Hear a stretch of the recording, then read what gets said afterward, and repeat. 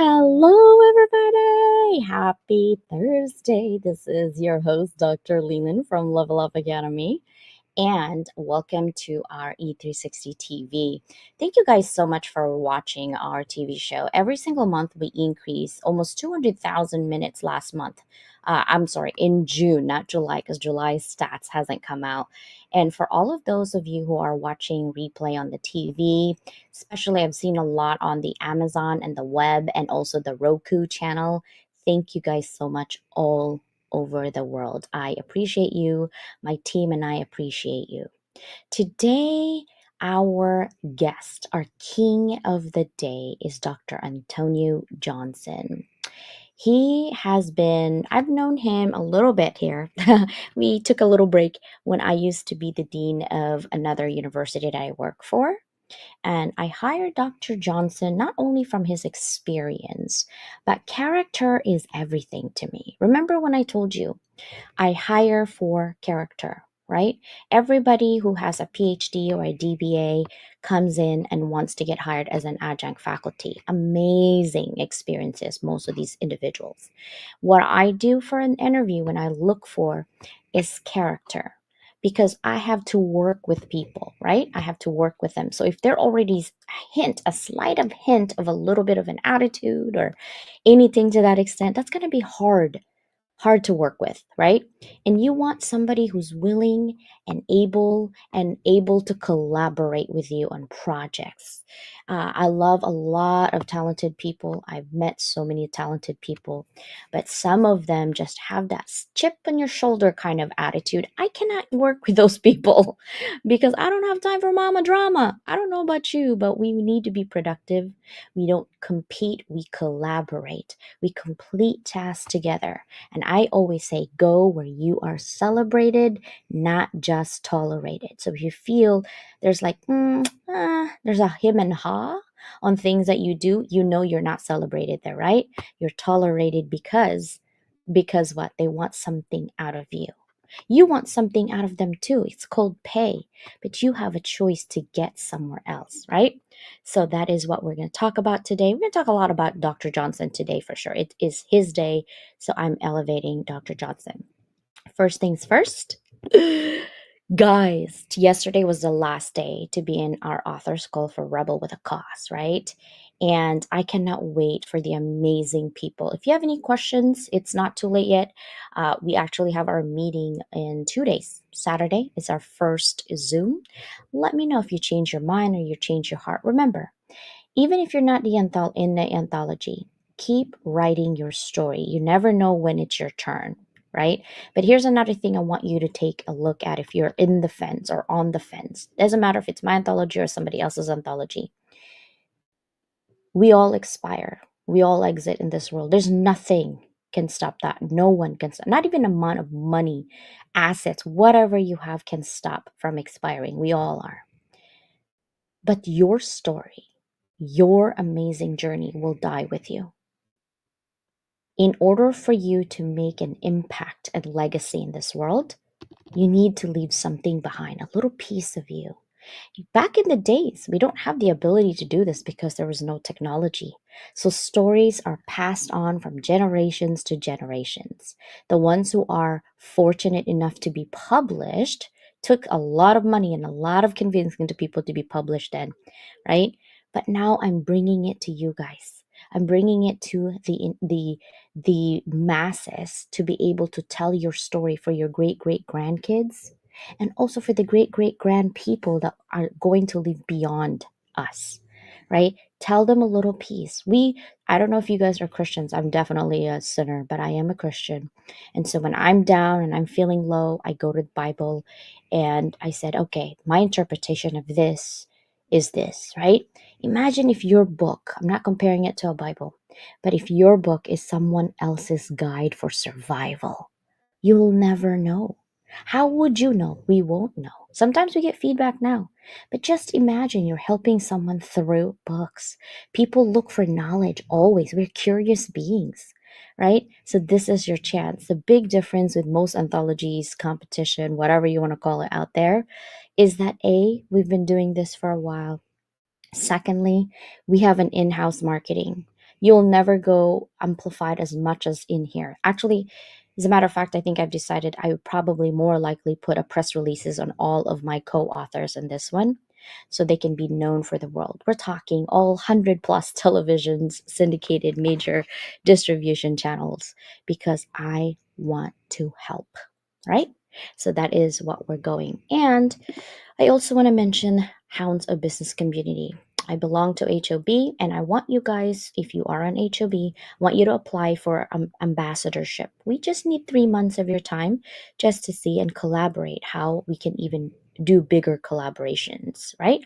You must be a member there for 3 months. You have to be able to introduce us to other people who are soul hearted and passionate about helping the community, show up for engagement, and be a champion for others, right?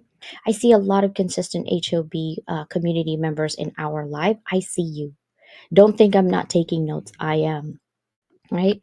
So then, of course, look at this 50 inspirational connections. Guys, tomorrow is the first featured of group one. We're talking Kevin, Marlene, Isabel, Jackie, and Okam on their video submission. Please support in our YouTube channel, right? The link is on our business page. If you are able to come and support, please support them. Tomorrow is the day to support every single person. So please support Group One and their video submission and how we can help each other. And then Group Two goes next week. By the way, Group Two also will have a, a live stream Wednesday with me before, right, their submission on Friday. So it is kind of amazing how they're actually doing that. We still are doing book clubs, Susanna and I. Remember, this book club is not just any other book club. If you're thinking about, oh my gosh, I can't afford, this much money, this is only $50 a month. You get a class every single month. You get a live session with Susanna and myself, and we're gonna go over marketing your book, all the nitty gritty, right? All the secrets that we've got. We're gonna provide that for you, from marketing to technical terms to, book covers and how to do certain things. We're gonna put that in this book club every single month. Now, if you're consistently becoming a member, or you are a member every single month for 10 months, the April anthology that we do, because we do every 3 months with different themes, the April anthology you can get in for free. We don't ever repeat our theme every single time. It's because A, it's too boring to repeat too many the same title. We're never going to do that. Secondly, is that we are actually going with social justice. What's happening today? What is happening in our world? So it's on time for that specific thing. If ever people 100 years from now think, why is their anthology titled this? They can go back and said, oh, at that moment, within that 3 month span, this is what's happening. We have a lot of social justice that's happening in our world right now that we need to talk about. Rebel with a Cause is one of them. Okay. So thank you guys so much. And then of course my sister Susanna, she also have classes. I always have classes.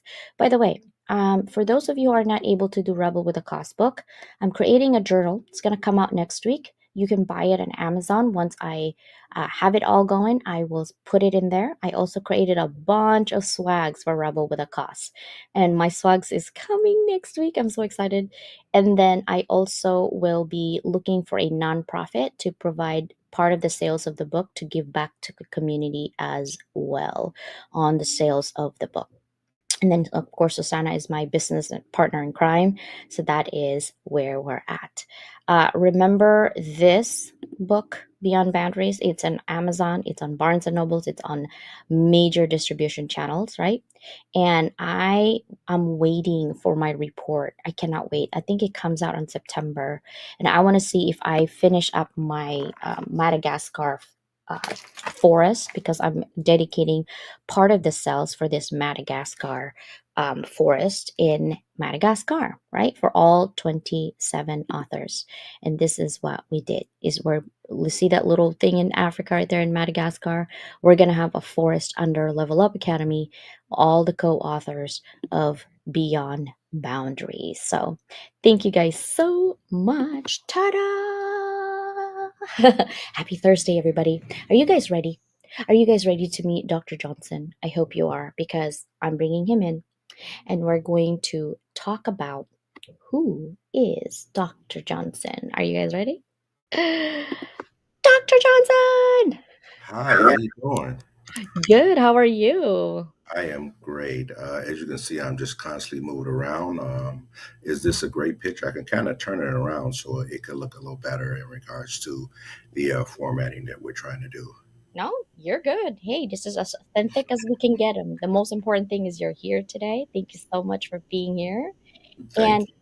first thing that I would like to ask, and I always ask, is Dr. Johnson, think back about 20 years of your life right now from today.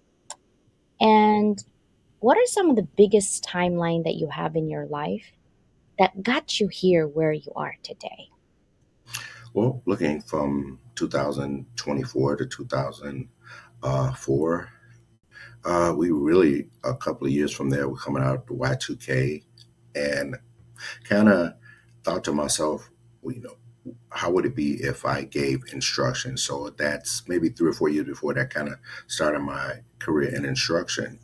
And as far as giving back to the community, and I mentioned earlier, we talked about collaboration and being able to do things with people who want to do it with you, and also not having the attitude when they do it. So going back to my whole aspect of instruction, that goes back to me giving back. I want to be able to give back, not necessarily to the people that I work with, but also to the community. What I mean by that, just going into some little ideology, some subject matter, we teach law enforcement officers, active shooter, kind of give you a background. I'm a retired police officer from the Chicago Police Department. So we teach active shooter for our first responders, but what about our community members? So I wanted to give that information back via a run, hide, and fight class. So I do that for the community. I've been doing it for maybe about 10 or 15 years. So again, going back to how did I get to where I am right now?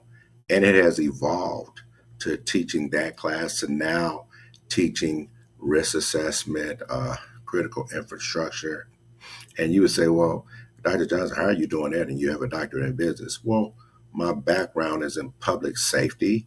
I have to obtain a DBA because I want to be able to keep a count on my finances. And in collaboration with my undergrad being in marketing, and I have an MBA and I also have the master's in science and criminology. So kind of mixing those two worlds together.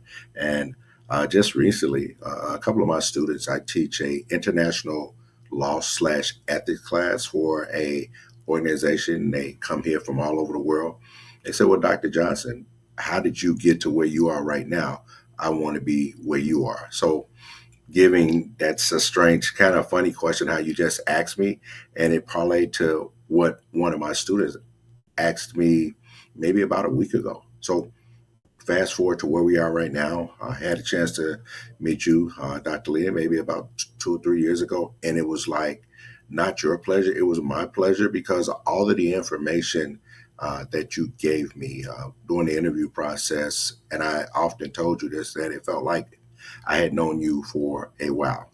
And I'm just so ecstatic, so thrilled in regards to the relationship that we have developed. And going back to our first meeting, you interviewed me, you asked me those questions, and I felt like I had been in a business relationship with you for years. And I actually, it wasn't for the organization that we taught for. I taught for you because you were actually the leader of that organization. And I told you when you left the organization, I was leaving also. You know, I'm loyal to a fault. I'm loyal to the individuals that I am loyal to. So when you told me it wasn't working for you, it wasn't working for me. So that's a little bit just I'm all over the place, but I'm actually in one place. I got so much to tell, and I know that you only have so much time for me to tell it. So I kind of bottled that up in a I want to say it's in a small kind of wrap this puppy up in a small nutshell. But again, I'm gonna stop right there, and you can kind of lead me where you need me to go. Yeah, it's so funny. And I beg you to stay. I'm like, no, Dr. Johnson, you stay. You got this. You got this job. I'm cheering for you. You got this. And you're like, no, I No, only wanted to be with the university because of you. So goodbye. I was like, okay, I'm just telling you, I'm begging you to stay. And that means a lot to me. And I thought about that a lot. And I talked to you actually about that situation with other students. And I'm like, I've never had someone leave universities because of me. That's actually pretty awesome. Like, I wonder, so this is my question I've always wondered, like, what about our conversation in the interview that made you think, okay, if she's gone, I'm gone? Like, I've never had that before. when I work for an organization or I work with an individual, I work with that individual. I work for that organization because of the people that I'm working for. And you told me that you were going, that allowed me to assess something within side of myself. Said, wow, she's interviewing me for a job and she's about to leave. It became much more than the monetary compensation for me. I you can always get monetary compensation. And adage I always say, I can't get time and I can't get relationships back. So that relationship is a form of trust with me towards you. So I was like, she trusted me enough to hire me.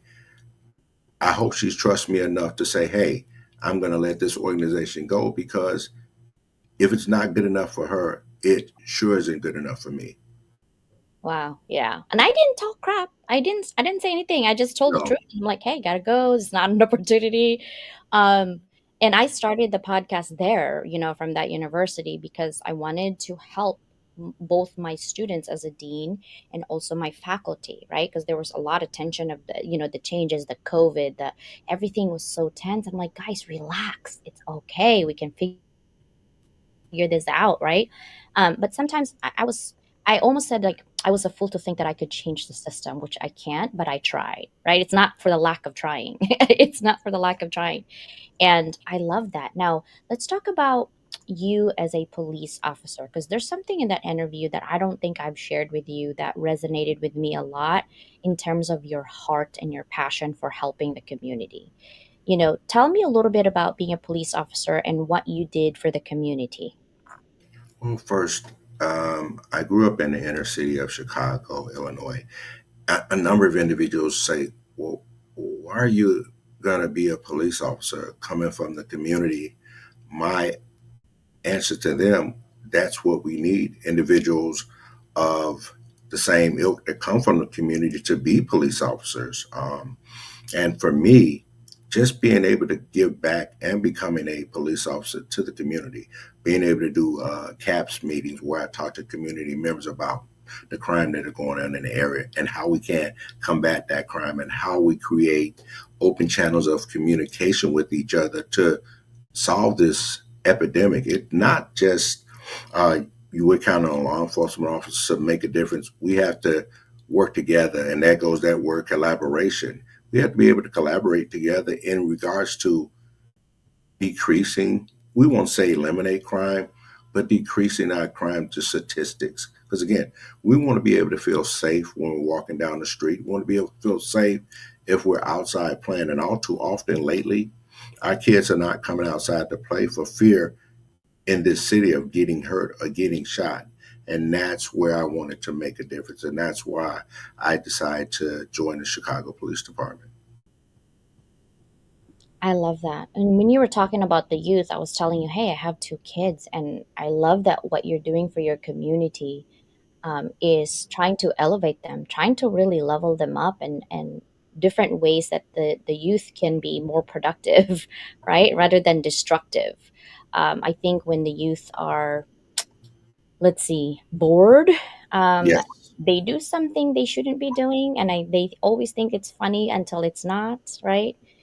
And then you put in this cycle of vicious violence and nonsense, and you're not being a productive citizen at that point. And so when you talk about that with, I asked you a question on the interview and you said that, and I was like, I feel his heart, and I love that about you during that time.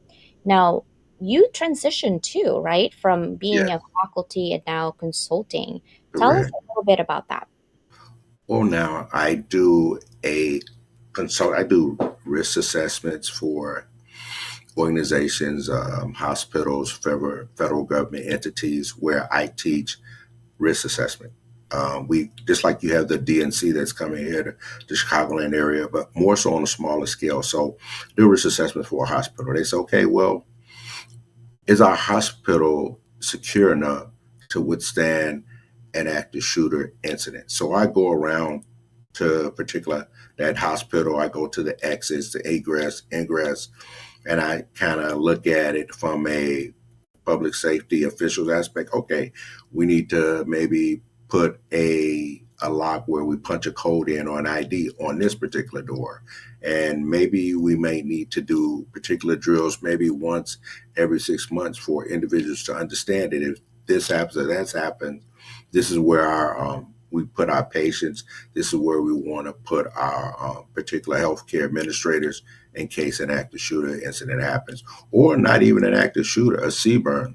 You have a chemical, biological, radiological, nuclear, or explosive incident. Because again, you have a lot of radiological aspects within a hospital, and those particular isotopes or particular entities get mixed up, we're going to have a bad day. So, kind of go by each room, and we inspect the rooms and making sure that particular entities are set up in a way that is not dangerous to our patients or our healthcare administrators. Also, had a chance to do some risk assessments for our churches. I heard you say that you're a religious individual. We all have things that we evolve from as we grow older, but I'm a religious individual, and the last thing you want while you're celebrating your particular religious figure or your God for somebody to come in there and literally shoot up the place. So, therefore, I go with the say the priest or if it's the pastor, and we go around to kind of make sure that during service, these particular exit or enter aspects are secure during a particular service. And we want to make sure that we have the best possible service that we can. So, and that goes back to the whole aspect of making sure we're giving back to our community and kind of bag up why is this so important to me. Growing up in the inner city of Chicago, I know what being exposed to tragic or traumatic incidents. I don't know if I have actually told you on my 11th birthday, June 17th, I won't go back to the year. That's when I actually experienced my first traumatic incident where an individual, I'm coming from baseball practice, I'm 11 years old, individuals that were in their 20s held a gun to my head. So that was the first traumatic, and I'll never forget that I was sick. I threw up the whole night. maybe I should have had some counseling at that particular point in time. But my parents, they knew nothing about counseling, nothing about therapy. So they literally was just like, he'll get over it. And the next day or two, I had to go outside, even though I didn't want to. So that started anything after that that I experienced, it didn't affect me. So therefore, with my giving spirit, I want to be able to give back to the community in whatever way I can. So those individuals won't have to experience what I experienced growing up.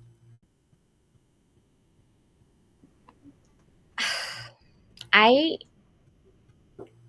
I didn't know that from the interview, and 11-year-old should not. So I don't know if I've shared this to anyone. I've been live streaming for a while, but growing up in the Philippines, we have different types of religious belief, and some religious belief will literally shoot and bomb theaters. So I remember this is so traumatic. I think I was 5 or 6 years old. My grandma is like a healer, like in the Ismo. So she does healing and praying. She's a cat. So my dad's Catholic, my mom's Buddhist, and I'm born again Christian. So you see I see, the green yeah, flag yeah, on my house, great, right? a great mixture. Yeah, I'm pretty open to people, so long as you're kind. Mhm, That's really where I go. Um, 6-year-old, and I remember this guy coming into my front door holding his insides. mhm, He got cut, and I looked and I'm like, I couldn't. And she's like, "Where's your mama?" Like someone was asking, like we call it the kapitan. It's like the lead of the little tribe or town. It's mhm. like, "Where's your grandma?" And I said, "She's in the kitchen cooking." And she's like, "Well, call her." So I called mama, and that was the first time I saw blood everywhere. Like I Mm, never forget that. And I was 6. I was like, I don't, and mama's like, it's okay. So I've always had to help her fix the people in there because they don't have guns, they have knives. yeah. And the people who have it. But that was my first traumatic event. And I remember growing up, like our grandpa always teaches us how to use knives Mhm. uh, and practice on our pig because we own a farm. Okay. It's the same thing as human being. You just practice. So at age 5, we were practicing, and I don't know how they know, but they know. They're like, okay, this right here is, the carotid artery. We were Mhm. doing science at 5. We didn't understand. They just said, if you get taken, you do not go. This is where you need to be and fight and be done with it. Like that's how we were trained growing up. That's how I grew up. And so we're always looking at like, I know exactly where your main artery, bro. Like since Right. I was 5, because that's how I grew up. And so that what you just said kind of click on my brain. I'm like, yeah, I grew up in tents, pretty much, and I used to be put on the farm in our every 3 months after school, where there is no window, there is no only one part of our had this farmer's house. I get sent to the farmer's house, and I never understood. All I do was complain because I was a kid. Okay, I slept on 2 by 4s, like literally the thing, and then you can't sleep down because it's all dirt, and we Mhm. just sleep there. And I told my grandma, I said, "Why do I have to be with this family?" And she said, "Someday you will be out of our house, and you can be thrown anywhere in the world, and you will survive." And I didn't understand that. I'm like, I don't know what she's talking about, right? Because you're like, So she'd done that for 5 years until about 13 because I used to travel with her. We had an import export business. But in terms of that, that's something that you never forget. Like I'm close to 50 and I never forget when I was 5 because of that event, right? Wow. And for you, growing up in America to actually like I never imagined people would be begging for food in America. We've always been taught that America is an abundance of everything, right? Until I know that there's pockets it's not that. And for you to be living in America as a child at 11 and go through that trauma and no help because back then I'm sure people were just like man up because that's what my husband gets Yeah. told. Just man up. You're don't Yeah. be weak. Don't cry either. Just do it, And Yes. I'm so glad that you're actually volunteering within your community to help other children who's going through that. And And I can relate. And again, both of us, we've come from humble beginnings in our own particular sphere in the world. And going back, not to interrupt, but I just want to make sure that we give the youth of today the information, we give them the resources, and you come. Well, even when I can tell you many incidents of being 16, being stabbed, things of that nature. But again, uh, I'm 6'3" and a half, 250, and I was a pretty big guy. And no matter how big you are, it's always somebody that, whether it's a knife, whether it's a particular weapon, can always get the jump on you. So giving back and giving back to those individuals, it means so much to me, Dr. Leland. And anywhere I can go, I've been literally all over this country and parts of the world. And like we talked about, I haven't had a chance to go to California recently, but I'm going to come back out.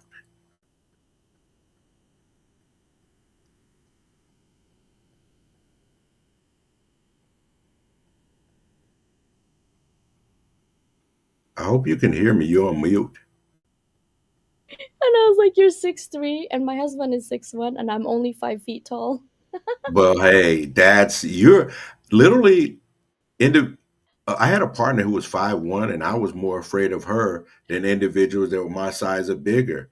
Again, so you're the most dangerous individual. The people that are, you said 5 feet, yeah, you're 5 feet in stature, but you're like about 9 feet in posture and presence. So I know. My sister Susanna always told me she might be 5 feet, but she's bigger than that. And I was like, yeah, I'm big in personality. I don't yeah, care.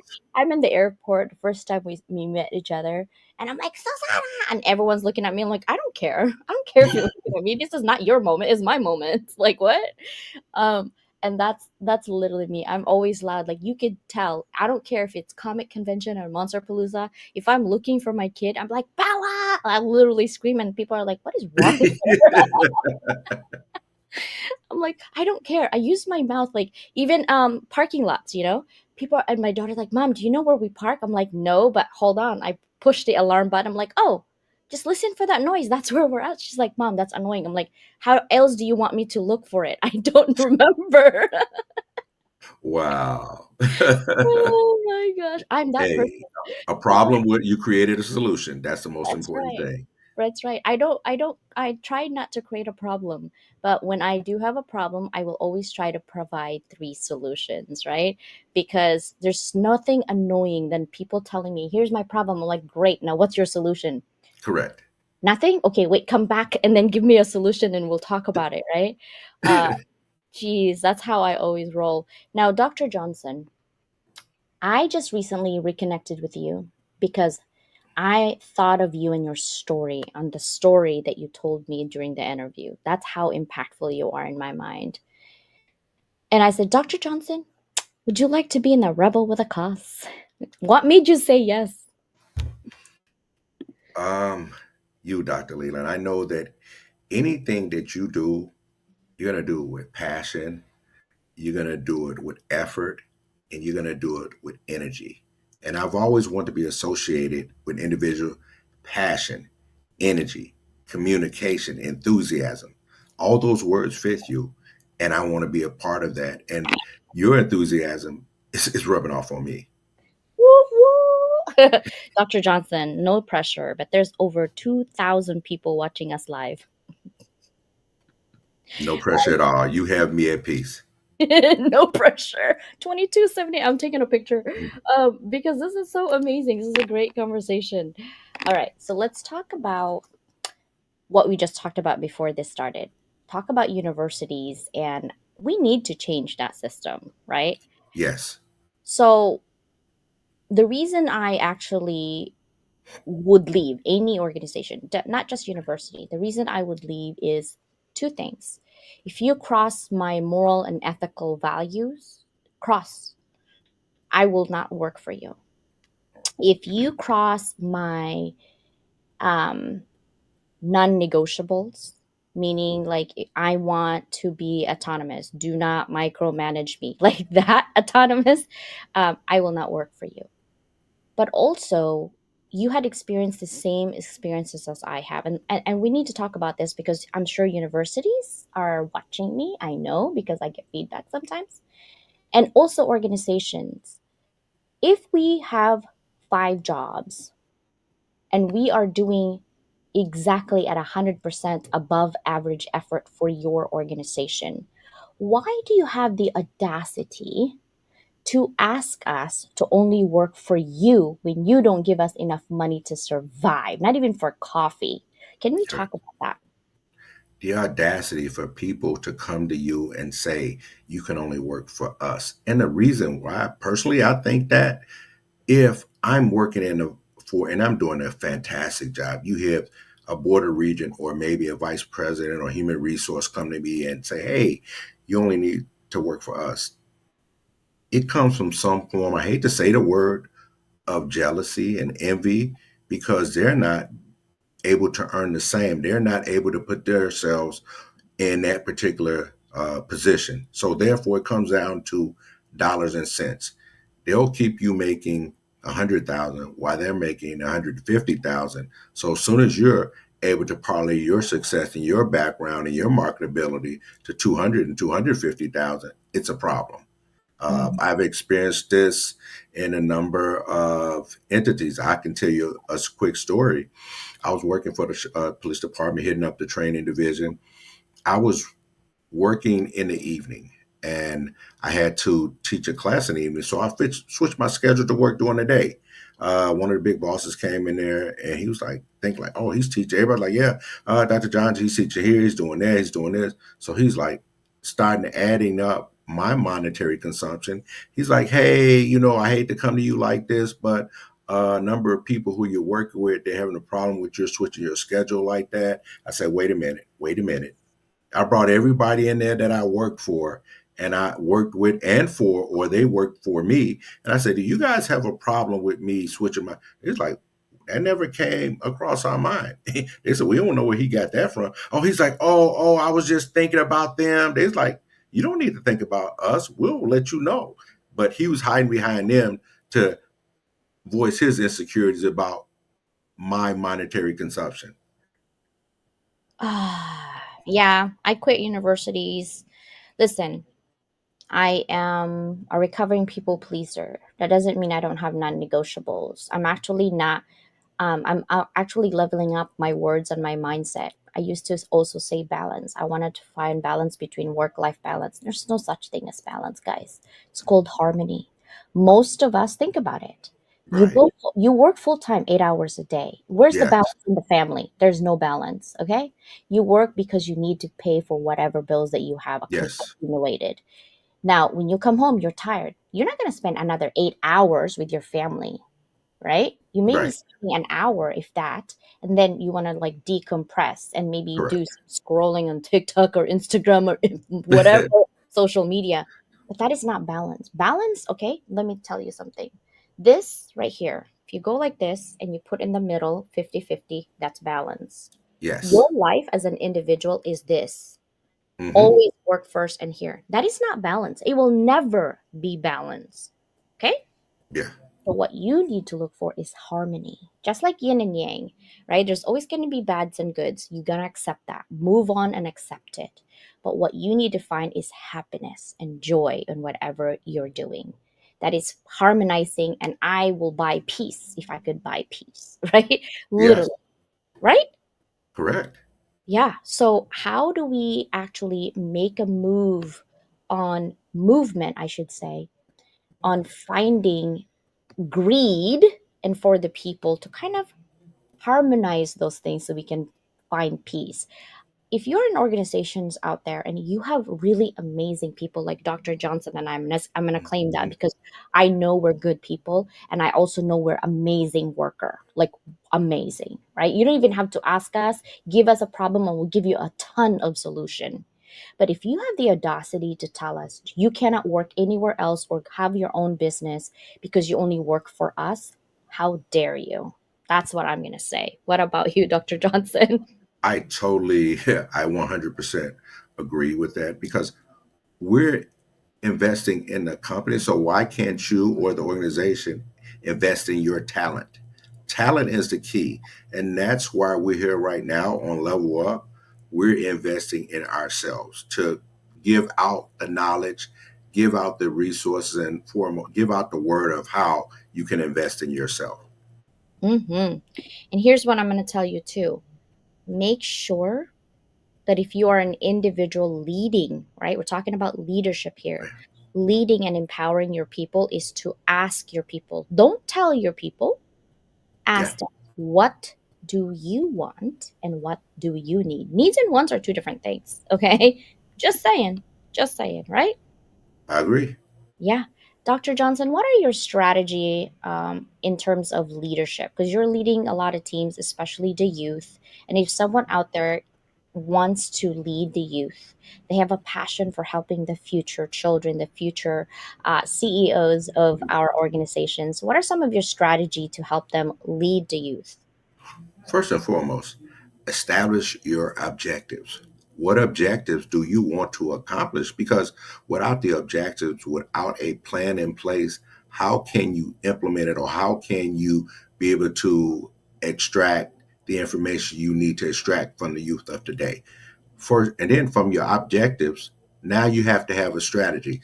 I'm going to, let's say, for example, we want to um, have a youth center, we want to train, or we want to have 500 individuals sign up to this youth center within the next 6 months. Okay, that's an objective.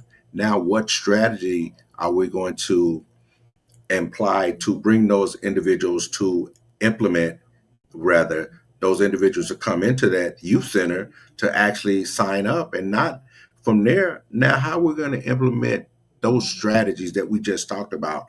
We want to make sure we have many programs that these, whether it's whether it's gymnastics, whether it's basketball, whether it's swimming. So now these individuals are implementing those strategies that we established, and now we continually have those individuals learning and passing those skills on to individuals, say, make younger individuals that come into that community center the next year. And that goes back to us establishing, hey, Dr. Johnson had it. We learned this. I learned this. I learned that.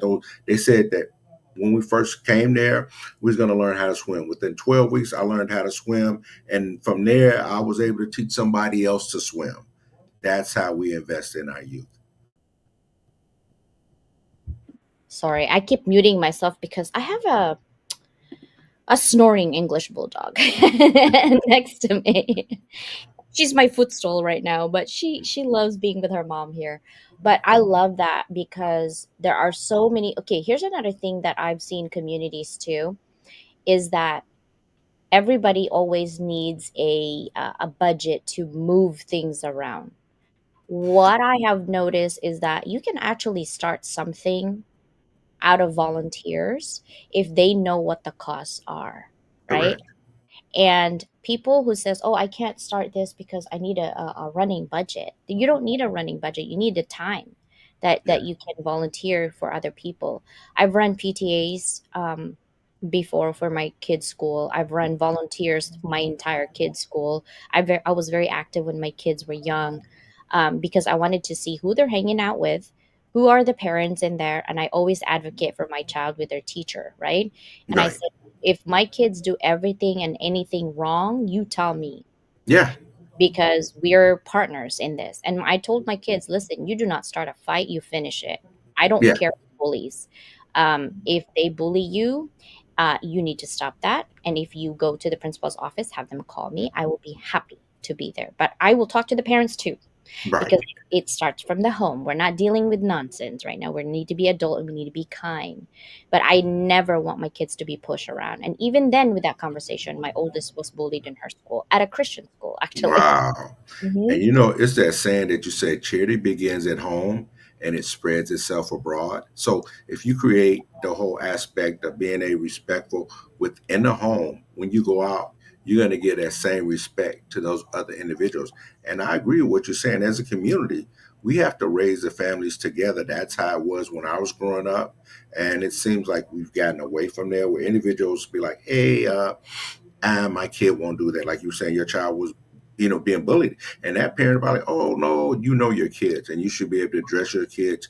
The best thing in life, kids like to be told, They don't like to be told no, but no makes a big difference as opposed to yes. Sometimes they're able to you. We're going to do something to change your behavior, young man. We can't have you bullying or young lady. We can't have you bullying individuals at this school because guess what? One day the bully is going to meet another individual. He's going to become the bully sooner or Mhm. later. Yeah. And so what I did is I tried to talk to the parents. I've tried to talk to the school because I don't want to also teach my kids that if you're going to be bullied, you run away. We don't do that. Um, Right. but we also don't want to be the bullier. You Right. know what I mean? Like, I have a very like strong personality, and my husband does too. And so we Hmm. try to find harmony in that when Right. we talk to the school. I'm like, you don't want both of us in this room right now. It will be explosion. You need one parent, and I'm it. You do not, that is escalation right there in the chain of command, and that is the hammer time. We don't want the hammer time. This is the nice parent right here. Let's just go there. Oh And wow. I tried to reason with people. And so Hmm. I also believe in changing environments. Sometimes when you tried your hardest and you are not able to iron out things and reason with people, that's when I say you need to go where you are celebrated, not tolerated, right? Because you cannot grow and level up when you keep pushing in that wall, and that wall is solid. It's not going to go anywhere. You're going to need to move because that wall is permanent. And it's like with people. People sometimes, when they decide that they are right, no matter what you say, you're never going to change them. You need to change your environment. The same thing for work. If you know you're not happy there, but you need the money, you need to find a way to find somewhere else that you can spend 8, 45, 50, 60 hours of your time during the week for that toleration, right? What do you think? I definitely agree with what you were just saying. If like we're going back to the whole university aspect of say you have 12 12 people in a class. Usually minimal they charge individuals 3,000, 4,000. To say 3,000 for a class, that's 36,000. You're getting 3,000 of that 36,000. What sense does that make? And going back to if we have to be celebrated, and going back to the community aspect, if we're not celebrated on our end, how can we effectively give back and uh, teach our younger generation, implement lesson plans, implement resources? How can we effectively do that? And we know we're being underappreciated. Yeah. Yeah. And I think they're betting on our hearts and our soul and our passion to basically say, "Oh yeah, we'll take it."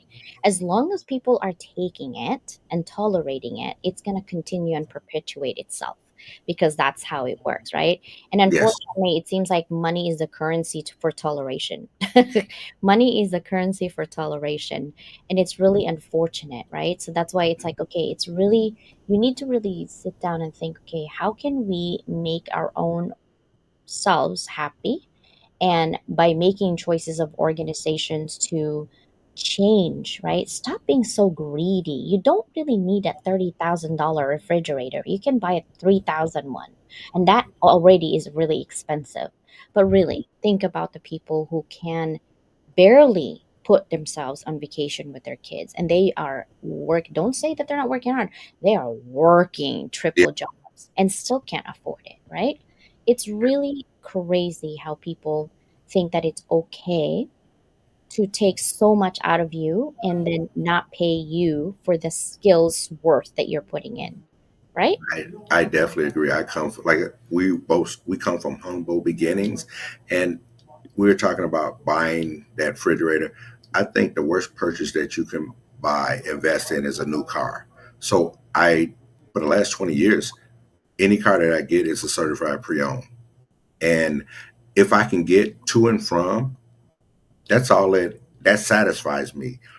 Again, from where I come from, I'd rather invest into a stock or invest into a mutual fund as opposed to investing in S a Range Rover S550 Mercedes. Not to say that I haven't had those guys, but again, worst purchases that I've ever made. I mean, and I look back and like I could have did something else with that. And we're the same thing with the refrigerator, what you were just saying. There was a 2,000 or 20,000, the same thing. The 20,000, you'd just be able to look through the glass and see the food, whereas you could just open the door and do the same thing. You're right. You're like, this is worth 20,000. What? In what universe? Like, what? Yes, You know, and you could have given that like 17,000 to Dr. Johnson and I, and we will create a program for you yes, that will have your name in it as the benefactor, and then we can have kids literally programs out of nonsense that they're doing because they're bored, right? Like that's why I want to create that. I was even thinking of like doing a nonprofit for sharing your stories and anthologies, and getting sponsors out of that, and basically like for veterans, right? For police officers, it's so dangerous to be a police officer today more than any other decade. It's yes. crazy. It's just crazy. My husband's two of his best friends are LAPD, and Mm, I pray for them. I pray for them. it's it's not a good career choice. It's a dangerous, like, to be an educator or be any first responder. Those are some, or a post office worker. Those are Mm, the most dangerous entities that you can have. Like, we're learner, we're actually we're faculty, and when we're in the classroom teaching, you know how many active shooter incidents they've had at universities in the last 5 to 7 years. mhm. Now we're in there. That's dangerous. For we have a student, he or she may have a bad day, and they come in and they just like, forget it. We're in the line, the site of fire. So we're in a dangerous position ourselves. And now you want to demean us by giving us a reduced compensation based on the dangers that we have to go through. Seriously, I vote for virtual.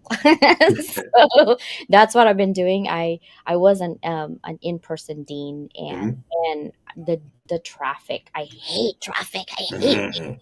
but I had to. I live in San Diego, and I actually my kids enjoyed it because we had a destination, but I prefer virtual because I can do other things while I'm teaching, and I love teaching. I have a lot of veterans. 90% of my students are veterans, and we just talk about business. And when it comes to business and chain of command, I have them teach me because I've never been a veteran or anything like that. But I surround myself with a lot of veterans, and I Mhm. appreciate those people because of the discipline, the grit, the malleability of flexibility that they have, and the respect that you get. Like even if they disagree with you, they're very respectful, right? Because conversations can go and escalate to disrespect really quick, right? When the id and the super ego marry each other, and you're like, "Ooh, I'm better than this." I'm like, "No, no, nobody's better. We're just having a problem, and we're gonna find that solution." Right? That's it. It doesn't matter what you are or who you are. We're just going to find that solution and be done with it. There's nothing to do with your title or the money or the car that you drive. That's not going to solve our problem. Our problem is right here. Right. So I love that conversation that you're having. I'm really enjoying this conversation. We need to do more. We Yes. do have to end this conversation in like a couple of minutes. Okay. Is anything that you would like for people to know about you and where to find you and how we can continue the conversation, really? Well, first and foremost, I would like to thank you, Dr. Leland, to, as they say, help me level up my skills. I'm putting a pun on your on your title, level up. So to help me level up, and you can find me on LinkedIn, or either through Dr. Leland. Again, I want to work with her. I want to build her brand, and in turn build our brand and my brand. So my thing is not to deviate from friendship, but to collaborate with friendship. And if she makes a dime and I make a penny, I am happy. Yeah, we're in it together. Here's the thing is, we want to make sure that everybody levels up. It's not about because we just talked about it, right? Yes. What's the point of having this if you don't have anything else? So here's the QR code for Dr. Johnson, guys. If you want to scan that, that is his LinkedIn profile. please go there and connect. And if you're not connected with Dr. Johnson and you'd like to know more, and if you're living in Chicago or any type of things like that, you let me know and we can hook you up. Dr. Johnson, do you have a favorite quote that you would like to share? I'm going to share mine while you think about yours, okay? This is mine. Don't pray for an easy life. Pray for the strength to endure a difficult one. And that's from Bruce Lee. Wow. I want to kind of piggyback on what you said. Spies, Sun Tzu, The Art of War, in a time of peace, prepare for war. What that means that everything is fine and dandy. We're talking about in your home life, but prepare for the things that may come. Whether you're on the West Coast, you have a wildfire or an active shooter incident of just something may go wrong with your car or that refrigerator what we were talking about. Again, in a time of war, albeit, but that's a quote, in a time of war, prepare for peace. But I like to correlate that in a time excuse me, in a time of peace, prepare for war. It's, I don't know. You have to prepare for the alternative. You have to prepare for what that will happen as opposed to what's not happening. I love that, and I also Mike Escherbenner, who's here, this the founder of Hounds of Business. Him and I are talking about Sun Tzu. My grandfather gave me that book since I was five too. I don't know what's happening with five. I guess they think your brain switches to an adult at five. I don't know what's happening with my family, but that's when I learn everything. And I have Sun Tzu War book because it's always strategy. I'm all about strategic alliances and friendship and collaboration.